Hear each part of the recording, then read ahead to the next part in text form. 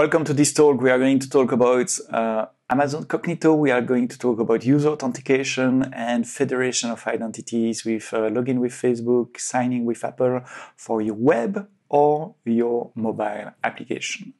My name is Sebastian Stormack. I'm developer advocate in AWS in Europe, and please give me your feedback, ask your question, subscribe to my Twitter account there on the screen, Sebsto, S-E-B-S-T-O. So let's face it, if you're a developer, you love to build feature, you don't like to build system plumbing, undifferentiated heavy lifting, and an identity system like a username, password form, a database to store profiles, it's not something that will make your application any better than the application from the competition. Scaling your identity system is not a feature. Securing your identity system is not a feature. Making your identity system highly available is not a feature.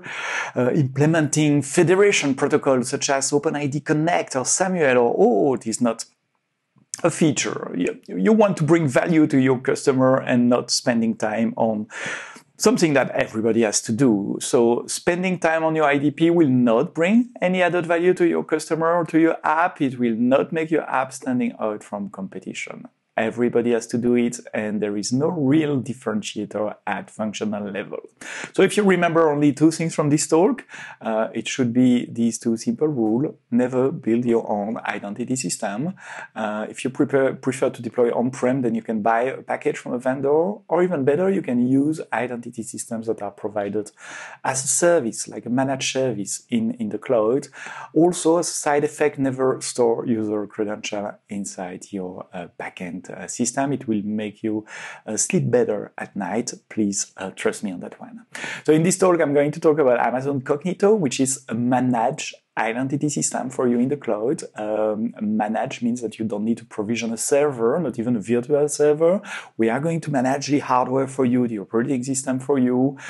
We manage the IDP itself. There is no software update, no database backup, for example. You just access to it through the Amazon Web Services console or through an API from your application. That's what I'm going to do with this very practical, very hands-on talk. The best part is that you pay only for what you use, and you pay per user per month. It's $0.0055 US per month, and the first 50,000 user are for free every month. So one of my favorite features of Cognito is its ability to federate with other identity systems. It might be login with Amazon, Facebook, Google, Active Directory, of course, for enterprise use cases, and more recently with signing with Apple. Because using federation of identity, it's a basic requirement these days, and it's surprisingly difficult to implement, in particular to make it securely and at scale.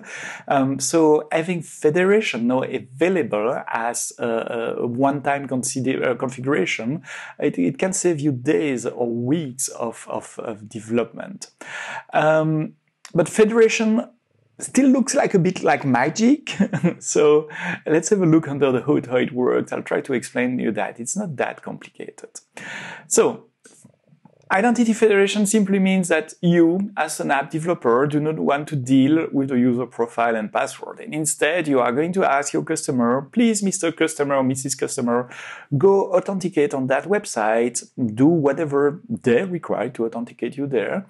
And they will give you a proof of authentication. So when you're finished, come back to me with the proof, show me the proof, and I will let you into my system. And the proof of authentication is called a token. It's a set of characters, letters, and number that your application can verify to verify that it's legitimate. It's really coming from Google, Facebook, Amazon, or whoever issued that token. Let me take an analogy from real life.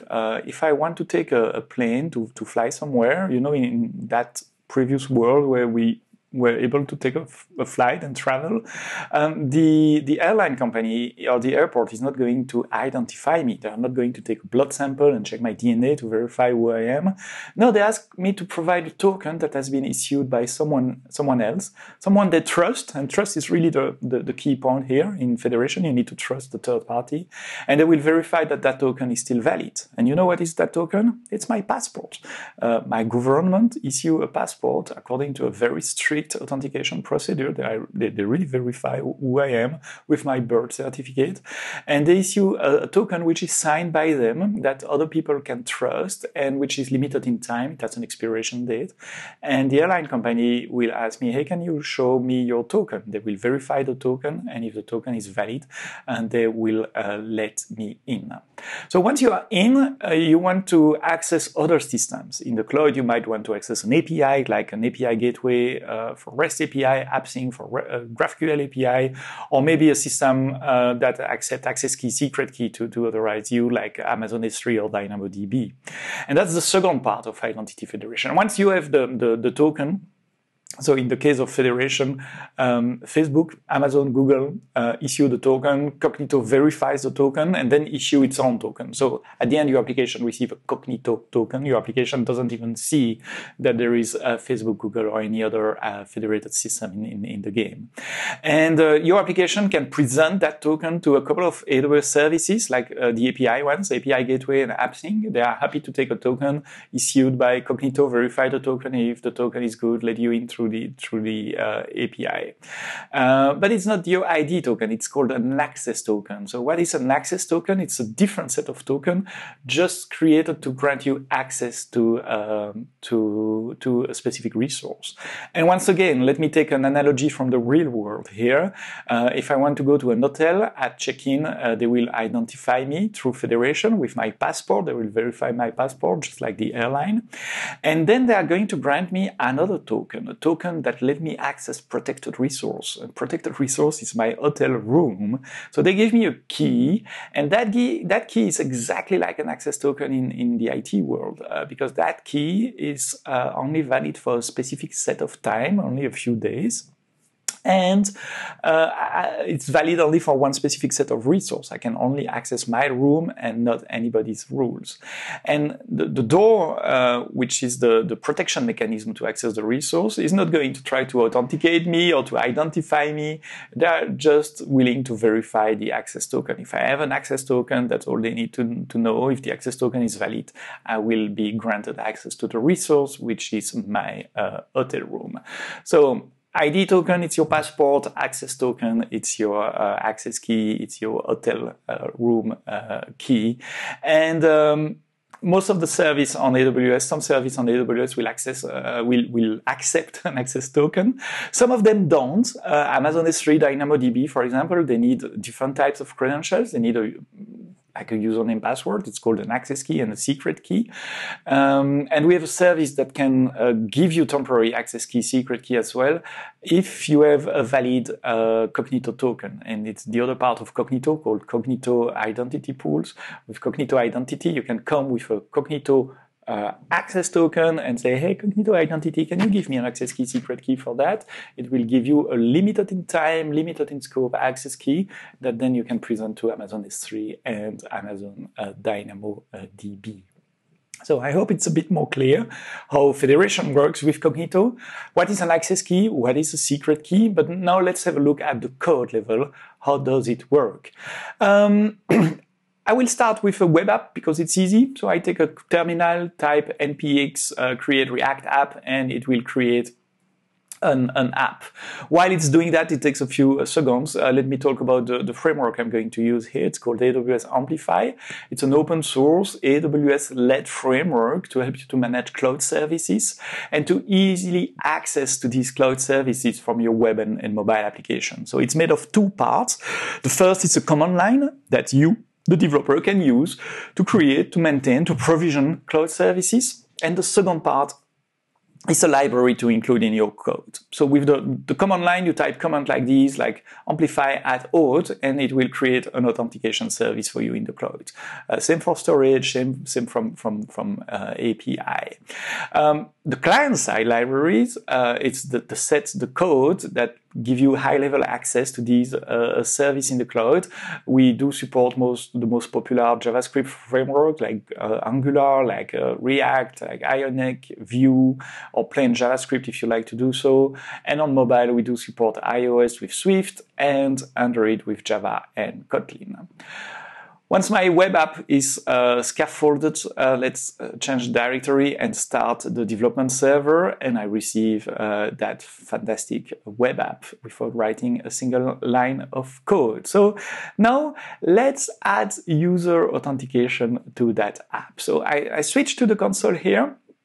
And I'm switching to a terminal, go to the app, and the first thing I need to do is amplify init. That will scaffold the amplify structure on my laptop and in the cloud to host my services. So it asks a few questions like the type of framework, the programming language. You notice that it detects the defaults correctly for most of them.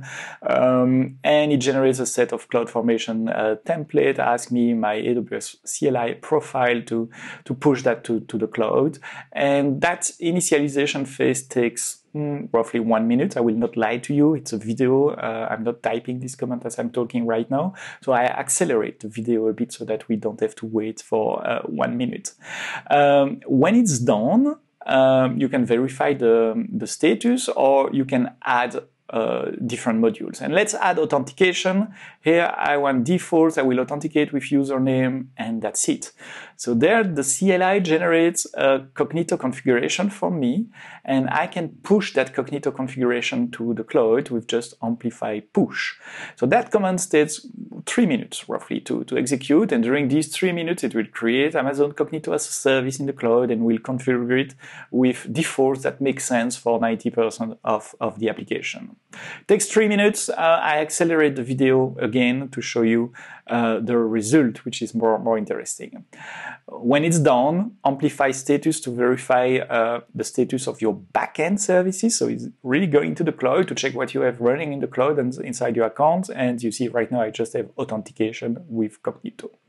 So now I need to modify my source code of my app to add user authentication. And the first thing is to add the libraries. Libraries, it's a high-level function I'm going to use inside my code to access these backend services. So a quick npm install, download quite a lot of code because there is a lot of dependencies there. It takes also a few minutes. Once I have that, I can open my favorite code editor. Here it's Visual Studio Code, and I'm going to the app.javascript that has been generated for me. And I will start by importing the library. So that's the first thing you need to do in every application. So you import the Amplify framework itself. So import Amplify from AWS Amplify, easy.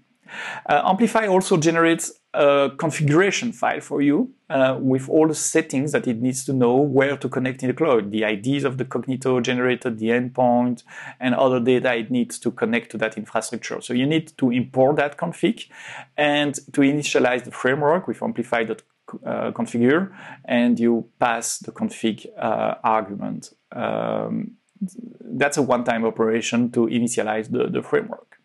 So now that we have that, let's add an authentication component. And for React, we do provide even a user interface component. So you don't need to write your own web form to collect username and password.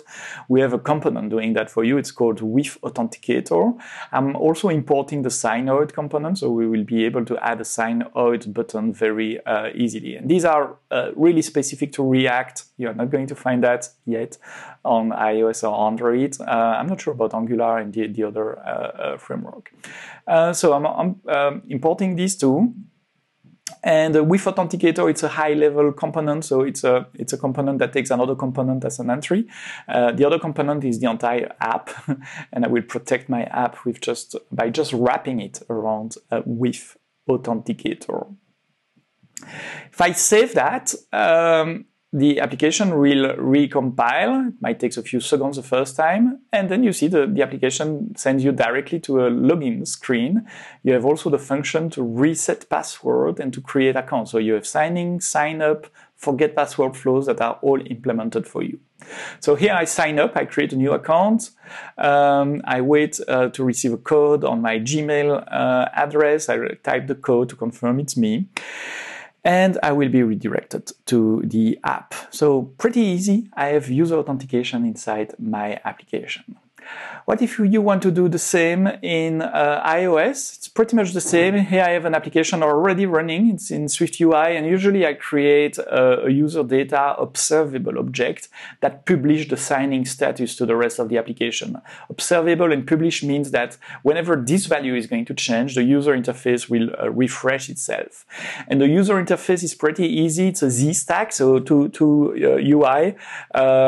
If the user is authenticated, it's the app UI. If the user is not authenticated, it's just a signing button, and you can make that button as complex as you want. So we can test that in the simulator. You have the simulator there on the right side of your screen. If I change the value of is sign in and resume the simulator, you will see that I receive a signing screen. If I put is signing to true, then I see the application screen. So let's execute that in the iOS simulator. Right now it's just a user interface simulator. So let's add some logic. And here I have signing function that just called amplify. The only thing it does, it's called amplify signing with web user interface. And that's the web user interface of Cognito. To know when the user is signing or sign out, I implement a listener called the hub, and whenever the authentication status is changing, I call that function update user, where I just change the flag is sign in, and you saw the effect on the user interface. So to test that, I build and run the application. It starts the iOS simulator. I'm not signing. I can click sign in.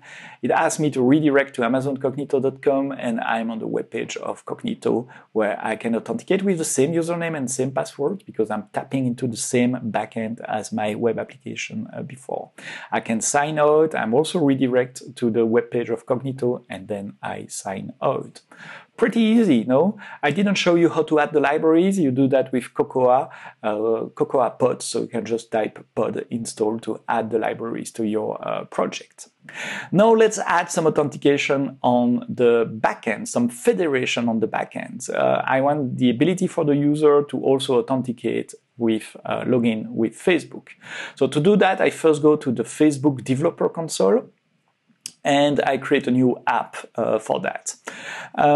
So I don't know why, when I tried to do that demo, I was not able to create an app. So I received an error message that you're going to see on that screen. So I decided to not create a new app instead, and to use one of the two apps I already have there. But the idea is the same. As soon as you create the app, you receive an app ID and an app secret. You need to copy paste this somewhere because you will need that to configure Cognito on the backend. Cognito will need to know this value to do the federation with Facebook. I show you this value here. It's a secret. They will not exist anymore by the time you see that video, so there is no security implication here. Then I update my authentication configuration on the backend. So from my laptop machine, I overwrite the authentication configuration, and I say I want to use social provider. It generates a domain name for me, and I need to give the redirection URI. So when Cognito will have finished to authenticate, it asks where should I redirect you, and I redirect to the React app. Right now it's localhost, it's my development machine. So no other sign-in URL, a sign-out URI. Yes, please, the same localhost 3000/. I said that I want to authenticate with Facebook, and he asked me for the app ID and app secret that I will take back from my text editor, the secret. And Amplify generate the configuration for me, and Amplify push will actually execute that change, execute that configuration on the backend. So Cognito will be the client of the federation. It will redirect to Facebook. Facebook will authenticate me, generate a token that Cognito will capture. Cognito will verify the Facebook token, and after that redirect to my React app with a Cognito token. I have two URL here. One is the test endpoint, so I can try that, and I land on the Cognito authentication page, but you see now there is a continue with Facebook button. And if I click there, it's invalid, it's normal, it's because I didn't finish the configuration of the app. I need to tell Facebook what is the Cognito domain that has been generated so that it can authorize access from that domain. On the bottom of that page, you also have the website URL, and you need to put your new domain there. So I will replace the one I have already with the one that has been generated by Amplify now and save the changes. There is one more change in the Facebook login part in settings. You need to authorize the redirection URL. So Cognito will tell Facebook, hey, redirect to myself so I can capture the token. So you need to give the redirection URL, which is your domain /002/ITP response. And if you do that, I can go back to my test point, the Cognito user interface, copy that in a browser. It will redirect me to Facebook. I'm already authenticated on Facebook, so it will not ask me my username, password, and then redirect to my React app, the localhost 300 app. Not a single line of code added, and I have federation running on the backend. To show to you that it works totally, let's add a sign out button, and I'm going to use the Amplify sign out button here. So we can do a couple of back and forths, it recompile, and then, yes, I have that big sign out button. So if I click there, I sign out. That's the React component, but I can choose to go to Cognito, and there I click continue with Facebook. I'm already authenticated on Facebook, so it redirects me to my application. See, it's localhost here. I didn't verify the email address yet, that's why it's asking that. And now I am there. So no code change, I just add one line to have a sign out button. It's pretty sleek. If you want to do the same on iOS, it's the same. No code change on iOS because all the federation happens between Cognito server and Facebook. So back to my code, it's still the same signing with web user interface method. No change required on that side. I can just execute that immediately. I see my signing button asking to redirect to Cognito. You see the continue with Facebook button. If I click there, on iOS, I'm not authenticated, so I see the username password. I'm not going to authenticate in front of you on my Facebook account, but that would work. So 0 lines of code in your iOS application and in your web application. So it's easy. And you see that Cognito handles the identity provider, the redirection, the code token exchange for you. And once everything is finished, it redirects to your app, iOS or web, with a Cognito token. And your app doesn't even know about Facebook, Google, Amazon, or Apple. But you see the federation process is starting from the Cognito hosted user interface, from that interface. And in a web app, it's not a problem because you're already in a web environment, so it's just a couple of redirects. But in a mobile app, the user is redirected outside your app in Safari or Chrome. And on iOS, you even have a permission. Hey, this website wants to redirect you to AmazonCognito.com. Okay, you can customize the domain. But still, it's not a super good user experience.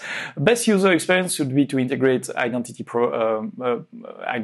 federation directly into your native application. So, for example, with signing with Apple or with Google. And it's super easy to do so because Google, Apple, Facebook provide you an SDK, so you have a few lines of code and to have the button and to handle all the logic. But when you do so, the code is almost almost nothing. The first part of the code there is to create the view, create the button. Then the second part of the code is to perform the actual signing. So you create an authorization Apple ID provider, you create a request, you ask what you want to retrieve, like full name and email address, and then you send the request to an authorization controller that will execute the request for you. Then you specify also a callback, a delegate that will receive the result of the call with the first name, last name, email address, and the tokens issued by Apple. But if you do that, it's really your app talking to the SDK of the identity provider that talks with the backend of the identity provider. And Cognito is not in the game there. So if later you want to access Amplify with AppSync, API Gateway, S3 or DynamoDB, what are you going to do? Because you don't have a Cognito authentication there, and all these services are expecting from you that you provide a Cognito token. So there must be a way to obtain a Cognito token from an Apple ID token or Facebook or Google token that you acquire natively on your mobile application. And that way it's called Cognito Custom Authentication. So to enable custom authentication, you need to change the Cognito configuration and you need to specify a Lambda function that Cognito will call for you to validate whatever credentials are proposed by the customer. And here I want Cognito to take the Apple credentials, to have the Lambda function to verify the Apple token, and if the Apple token is valid, then Cognito will issue a Cognito access token. So how does it work? From Amplify, you say signing with a user and a fake password, because the password here will not be used. With custom authentication, Cognito will call your Lambda function and it will pass parameters saying define auth challenge, saying we have no previous challenge. And so the Lambda function return a set of challenge to execute. Here I'm calling it a token challenge. And then Cognito will say, okay, for the token challenge, what will create me the first challenge? And the first challenge here will be, please provide an Apple token. So at that time, Cognito will tell Amplify, hey, the signing, the first phase of the signing is terminated, it succeeds, I need an Apple token for the next phase. So your application there called Amplify confirms signing with custom challenge and pass the Apple token as a parameter. Cognito calls your Lambda function with a parameter called verify auth challenge response and pass the token that it received from the client application. The Lambda will verify the token and give the status of that challenge, saying, okay, Apple token challenge is succeed. Then Cognito will call again the same function as the first one, define auth challenge, this time passing the list of previous challenge. So here it's the Apple token challenge that is succeed. Your Lambda function can decide that other challenges are required, so you can chain Apple, Google, Facebook, for example. But here in that case, I'm happy with the Apple token challenge already succeeded, and the Lambda function says to Cognito that the authentication is succeed and finish, and so Cognito can generate the token and return the token to Amplify. And from there, you can use the rest of Amplify totally normally. So we authenticate with Cognito with an Apple token and not with a username and password. Verifying the token is quite easy. I use a open source library called JWT Apple, that will verify the signature for me and raise an exception if the signature is invalid. It will extract the claim, and inside the claim I can verify the originating client application, the expiration time, the authentication time, or whatever you want to verify inside the claim. Just keep in mind that the very first time the user does not exist, so your client application needs to sign up the user with Cognito. So my strategy here, I try signing so this is code from the client application, okay? Signing, if the return is user not found, sign up, and once the sign up is successful, sign in again. And that way the user is transparently signed up to Cognito. Also, you must synchronize user attributes. So for example, if you extract the email address from Apple and you store that email address into Cognito, it will be stored in the user profile of Cognito. Next time the same user is coming, maybe the email address will be different. So you might want to synchronize the email address that you have stored on Cognito. I think the easiest is to not store any personal identifiable data inside Cognito, no first name, last name, or email address, and just do that on the client side. I think it's much more safe, and you are not exposing yourself to any GDPR type of problems. So what did I just show you? First, I show you how to add user authentication to your front end using Amplify and Cognito for web and for iOS. Then I show you how to configure Cognito to add federation. In that case, I use login with Facebook, and all the federation happens between Cognito and Facebook. And then I say, okay, but in a native app, I don't want to be redirected to a web app. So what if I'm using a native IDP integration inside my mobile app? I took the example of Apple, but it can be the same with Facebook or Google. But then how to reconciliate that with a Cognito user token? And I show you what is a Cognito custom authentication with the help of a Lambda function that you need to write. Cognito can validate the signing with Apple token and generate a Cognito user token. Wow, that was a long journey. So if you have to remember two things, please don't build your own identity provider. Don't implement that.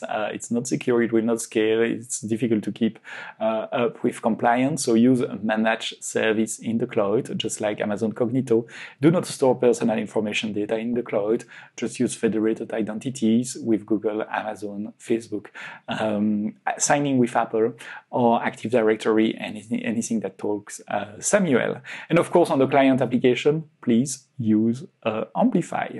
That's it for me. Do not hesitate to send your feedback, to send your question to that Twitter handle, Sepsto. There is also an office hours just after this talk where we will be live with some of my colleagues to answer all your questions. Thank you for watching. Talk to you very soon.